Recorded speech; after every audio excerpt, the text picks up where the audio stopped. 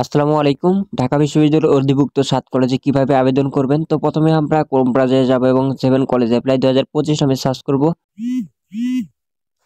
তো সার্চ করার পরে আমরা এখান থেকে উচ্চ মাধ্যমিকের রোল নাম্বার এবং বোর্ড দিয়ে এবং মাধ্যমিকের রোল নাম্বার এবং বোর্ড দিয়ে আমরা এখানে লগইন করে নেব।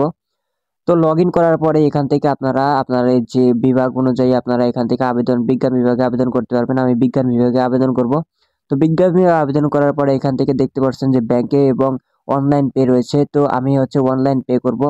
তো অনলাইন পে এখান থেকে আমি অনলাইন পে ক্লিক করব। তো ক্লিক করার পরে আমরা এখান থেকে একটু লোড হবে। তো লোড নেওয়ার পরে আমরা এখান থেকে যে সূর্য পে আছে, তো আমরা সূর্য পে আমরা এখান থেকে টাকাটা পরিশোধ করব। সূর্য পে ক্লিক করব। তো সূর্য পে ক্লিক করার পরে এখান থেকে আমরা টাকাটা পরিশোধ করব আমাদের বিকাশের মাধ্যমে।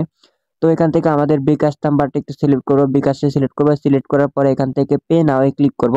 পে নাও এ ক্লিক করার পরে আমরা এখান থেকে একটু লোড হবে। তো লোড হওয়ার পরে একটু ওয়েট করবেন।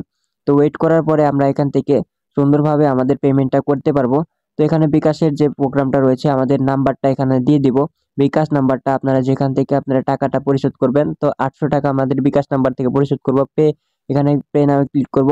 তো ক্লিক করার পরে এখান থেকে আমাদের যে ওই বিকাশ নাম্বারে একটা কোড যাবে 6 ডিজিটের, তো কোডটা এখান থেকে দিব। তো আমাদের কোডটা চলে এসেছে। তো এখান থেকে আমাদের কোডটা এখানে দিয়ে দেব।